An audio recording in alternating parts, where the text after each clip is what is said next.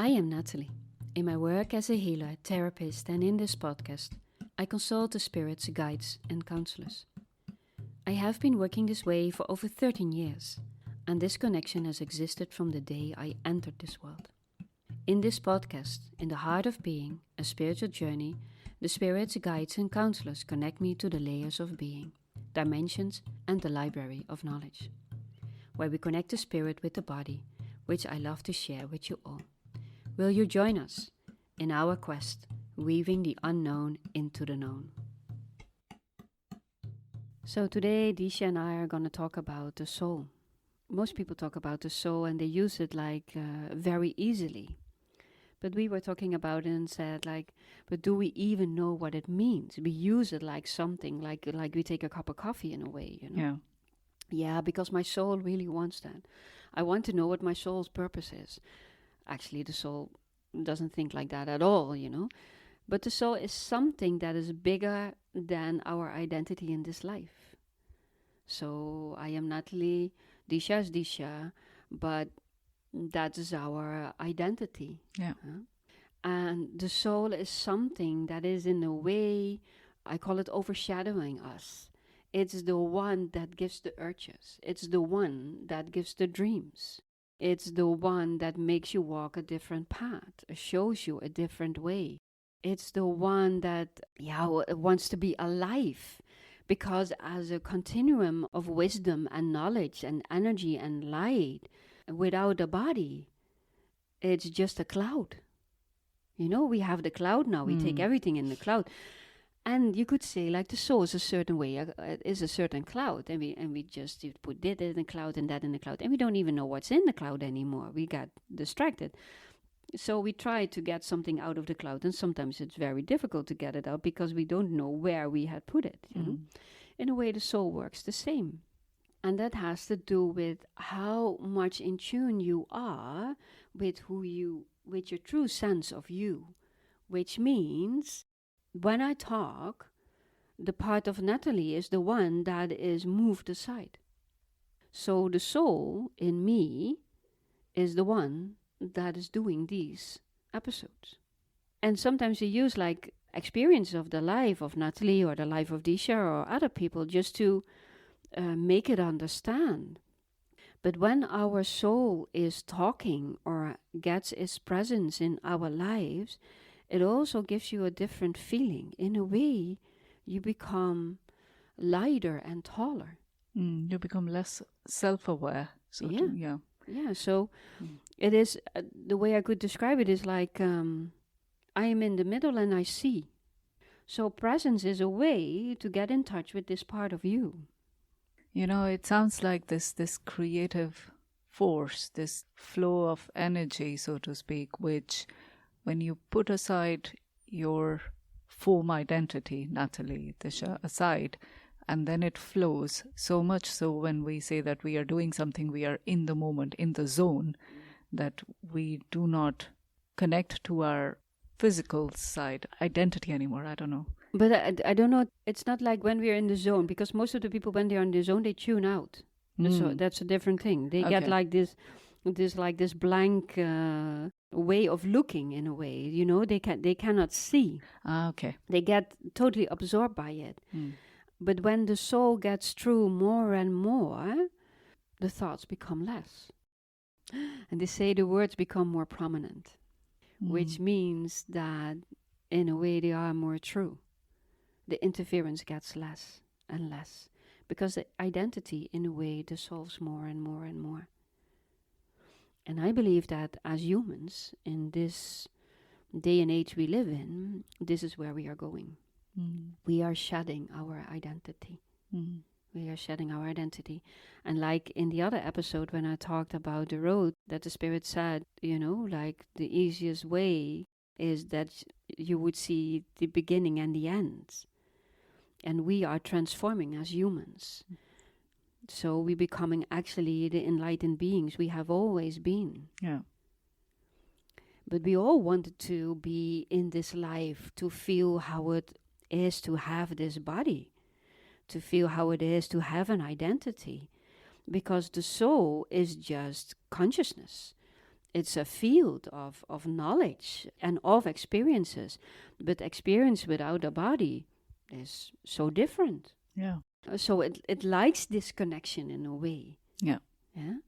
And even that it is, and likes is not a good word for the soul, because it doesn't have those kind of words or feelings.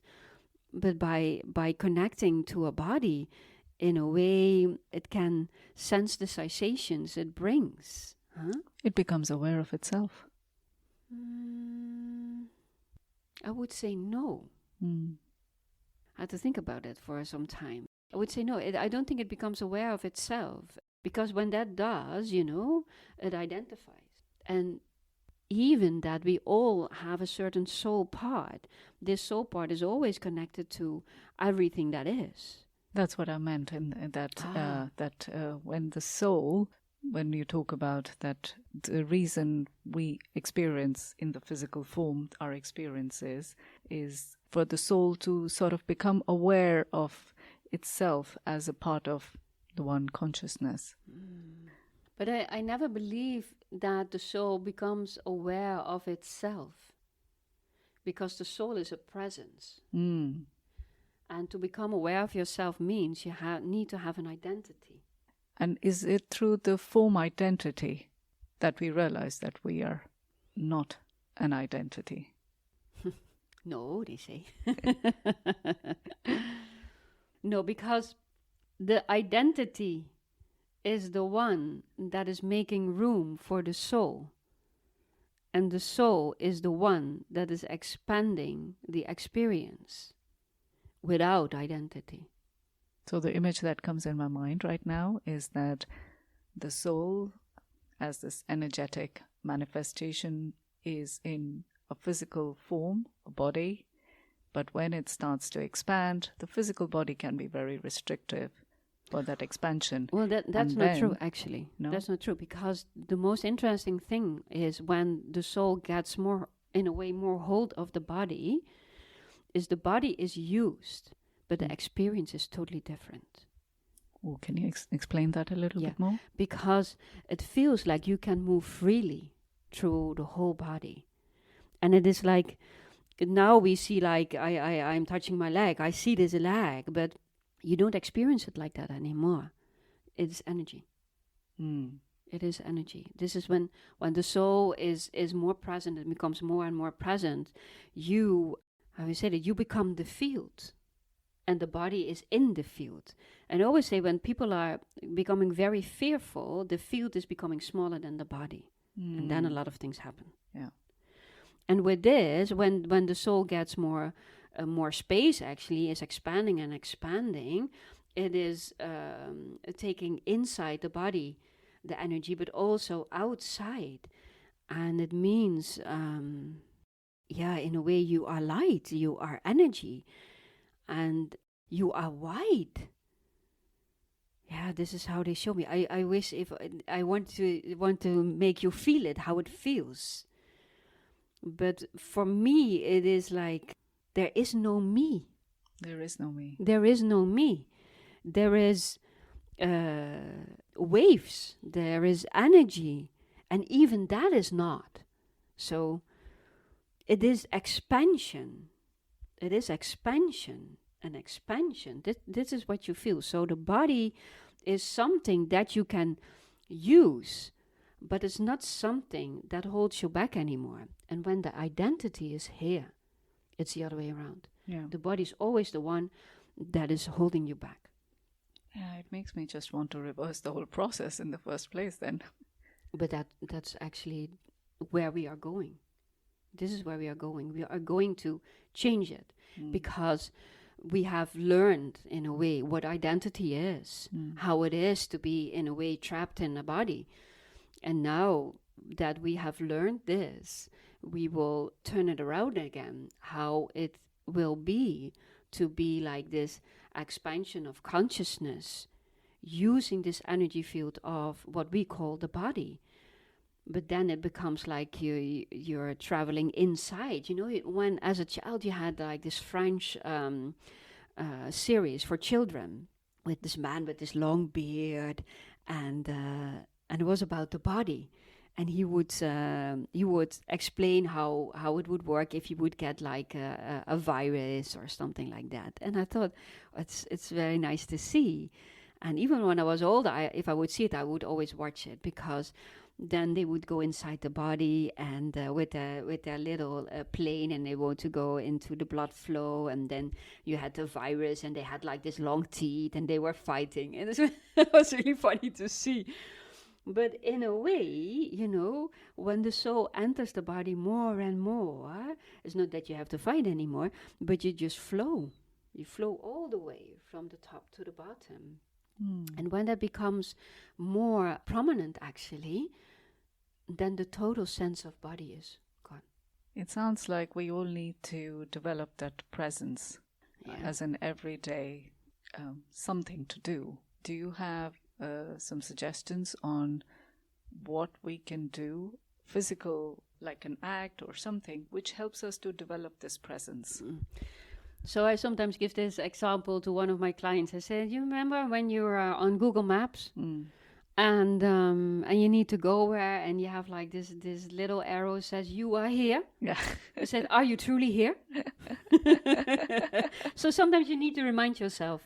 Like everything is happening. So, okay, wait a second, where am I? And the moment you do, you're here. Yeah. Okay. So it just asks you every time, where am I? Am I in my thoughts? Am I in the thing I am doing? Where am I? It was interesting because I was thinking about something I want to do with consciousness. This program I am thinking about. And one of the first stages in this program is the I consciousness. And this is what we are talking about. Yeah. To get to the presence, you get to the I consciousness. And the I consciousness is we make fun about it with the Google Maps, but actually it's what it is about. Because our mind is scattered all over the place. Most of the times we don't even know where we are. So you check in with yourself. And when you do that more often, you stay much more present. Yeah. Because it's something that becomes more natural. Yeah. And you will notice when you do this, you say, okay, where am I? Oh, okay, I'm here. Your body relaxes. Your body relaxes. And for a moment there is stillness. And the more you do that, everywhere you are, even when you are working with your children, you can also do that. Say, okay, you can go totally into what they are doing. You said, okay, I am here, and they are there. So the next stage in this development is the we consciousness, but that's for another time. But first, we need to get to this I consciousness. Because this I consciousness opens the door for our soul. Because our soul needs our presence. And when we are not present, we are puppets of this world. And we believe everything, what comes up into our mind, what we see, what we hear. But when we take a step back, and this is actually what you do, and sometimes even if that is difficult to say, okay, where am I? You take a step back in a way, physically, you take just a step back. You say, okay, I'm stepping back into myself. Okay, here I am. And then you're gone. But it has to do with reminding yourself every time, every day, for some time. Yeah. And then slowly it becomes less and less that you have to remind yourself, because you will feel that you are here in this presence. And the feeling I have when I am and in this spot actually is that I can breathe. I can breathe. And everything that was disturbing me in a way does not matter at all. No. It really does not matter at all. And sometimes when I get really distracted, and not everyone likes that, but I go sit and do my meditation. And the thing I do is sometimes like there is chaos. I say, okay, let's see if I can go back to the chest bone. And then I put my hand on the chest bone. And sometimes when it's really hard, I just tapped it. You know? Yeah. It has nothing to do with that you have to sit in silence. No, you need to get back. That's the way. You need to get back. And some do it by they sit in silence and they find their way. And sometimes it doesn't work like that. You put your hand or you tap just to make this connection, because when the soul is becoming more radiant inside you, some people say like, I don't know, this person is like, it's like radiating light or something. And this comes from the chest bone out, actually. And then it's like this donut that comes all around the body.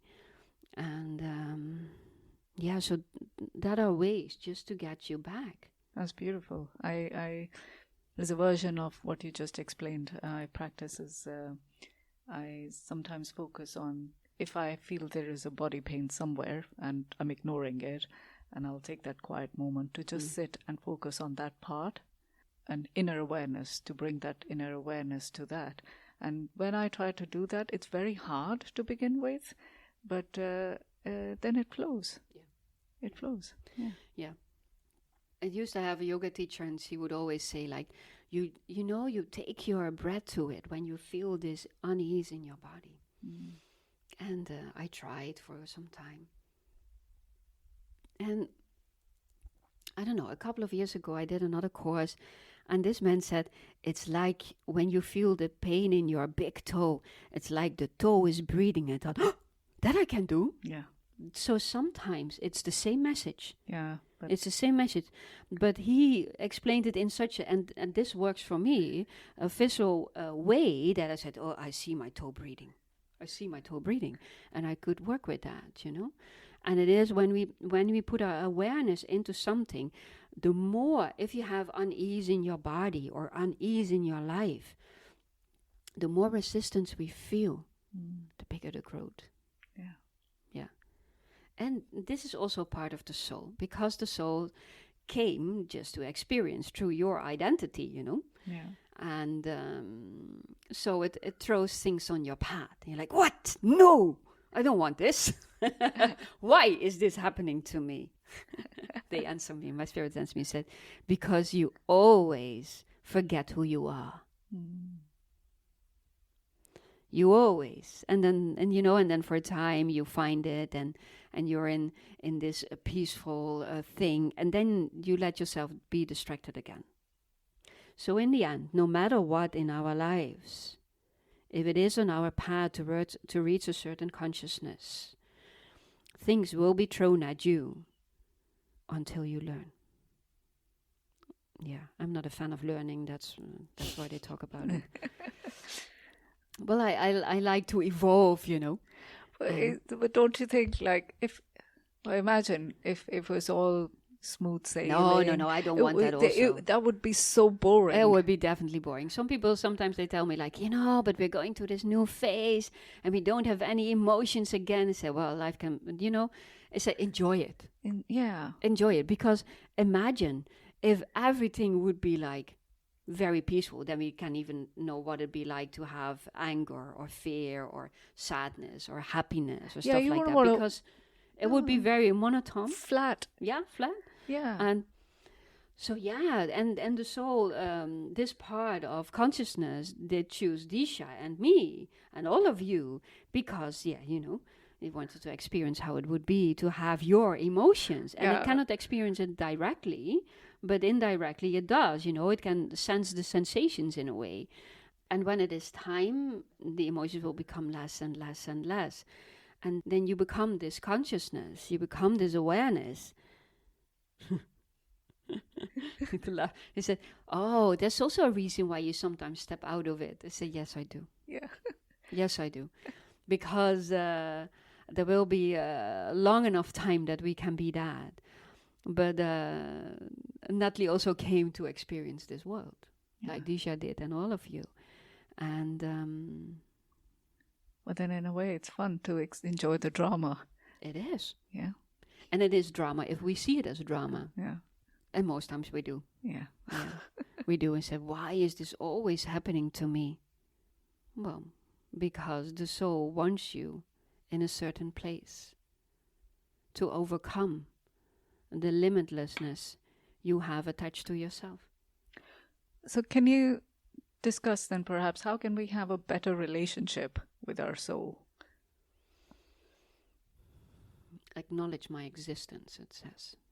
Acknowledge my existence. That in a way we are bound to each other until this body and yours decides that it is enough, and sometimes the soul decides. You know, it depends on the steps you make in your life. But it has to do with acknowledging that the soul has granted you life, because it did. Without the soul, I would not be here. No. And you know, a long time ago, you had this exposition in one of the musea in the Netherlands, and it was about the dead and the practices all over the world. And I don't know, I really wanted to go. People said, "Do you want to go there?" I say, "Yeah, I want to know how all people all over the world experience this way, this end of life, and what comes next." And then there was this photographer, and he made pictures of elderly alive, and when they just died. And it was so to see that next to each other. And I don't know if you, probably you have, but when you know someone when they are alive and they die and you see their face, nothing is left. No, you don't recognize You that. don't recognize them. Because that person is not there. It's gone. It's gone. It's really gone. So the soul left the body. So without the soul, there's no life. Yeah. And you know, like when the soul enters your body more and more, you sometimes feel like you're a giant. Yeah. You sometimes feel like you're a giant. And you know, it in a way it is like that. We are very tiny women, so it's very funny to feel that, you know, like a giant.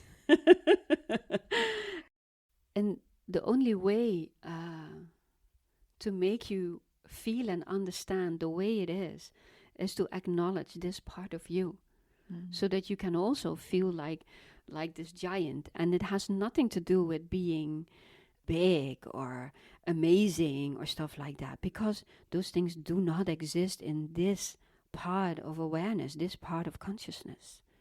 And it is, you know, it is the part that, there is so much knowledge here.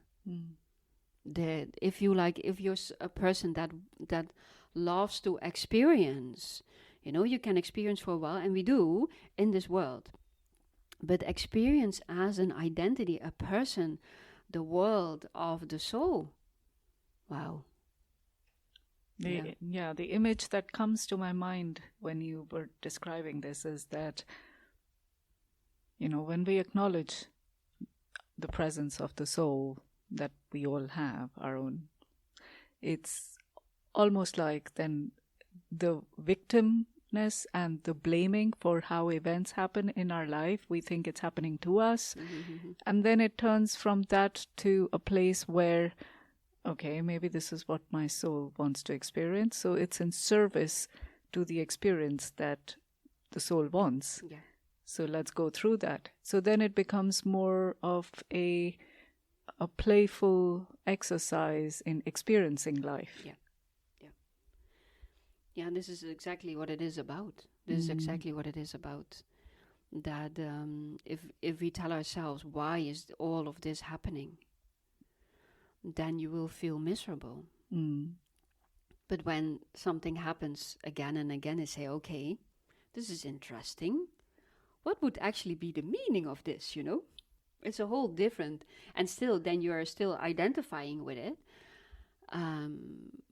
But you already start to turn it around, because we are very used at labeling the events happening in our lives as good and bad, and most of the times we are labeling them as bad, you know. Yeah. And you say, okay, it's interesting. Why would that happen time after time? So okay, well, if this is what it needs to be in my life, I can be upset about it, but I just can let it be. Yeah. I just can let it be, and then, maybe it will be with me for the rest of my life.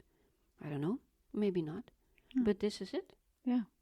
And when we acknowledge that, they say the lesson is learned, actually. The lesson is learned. But it's not something we can do with the mind, because now I hear a lot of you think, okay, I just need to say. That's not how it works. That's not how it works. I already told in one of the episodes that a couple of years ago, a lot of things happened.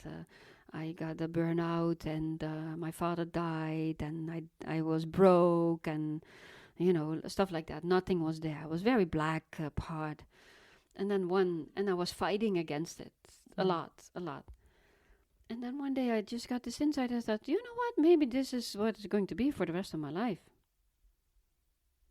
And then I went for a cup of coffee and I forget about it. And then things started moving. And then later in my life, if things would be bad, I tried to do it again, but it doesn't work like that. Yeah. Because it really asks you to surrender to what is. Not with to the extent that you can change it because you surrender to it, But say, okay, this is what it is in my life. This is apparently what it needs to be right now. So can I ask you, when we talk about surrendering to the soul and then also experiencing the events that happen in our life as something that our soul desires and wants to experience, what is operating at that level? Like when we surrender, what is the emotion that we are feeling? Like why, how do we surrender that? But what they show me is like you in a way you take yourself out for a second. You lift yourself for a second. And then it's like this parachute in a way. You lift yourself and you're still attached to it, but by lifting it, you clear the veil, they say, which means you surrender to whatever is at that moment because you're still attached to it, but you're not in it anymore. And most of the times when we are saying, why is this happening to me? You are in it. Yeah. And you cannot surrender it. And when the soul is experiencing it, its experience does not destroy it. No, you could see like the soul as an observer in a way. Okay. And not one that intervenes. Okay. It can give you insight, it can give you knowledge, it can give you freedom, but only if you choose it to be. Okay. It will never force it upon you. It will create things in your life that you have the possibility to get certain places, but it will never force you into anything. Okay. Because those energies don't exist there. Okay. They just show it. But the thing is, when acknowledgement to the soul and your connection to it becomes more clear, actually, the channel becomes more open, surrendering becomes easier.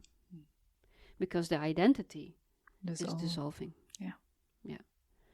So then it's not like the soul is making it makes it happen. No. The identity is the one that makes it happen. By knowing its time is up. Next time, me and Disha will talk about being on the road, the journey we all undertake as humans from the day we are born. When we look at our lives, at the past, at the things that we have been through, we can see pieces of who we are, and sometimes also pieces that got lost in the past. Being on the road means that everything flows with us, and the spirits always tell me that life should be easy. But for most of us, life can sometimes be a bit hard. But more about that in our next episode. If you have any questions, you can leave them in the Q&A section on Spotify or your own favorite podcast app. And then we will dedicate one or more episodes to the questions and the answers. In the meantime, you can connect with us on natalieneveli.nl and on Instagram, in the heart of being. Thank you for listening. See you next time.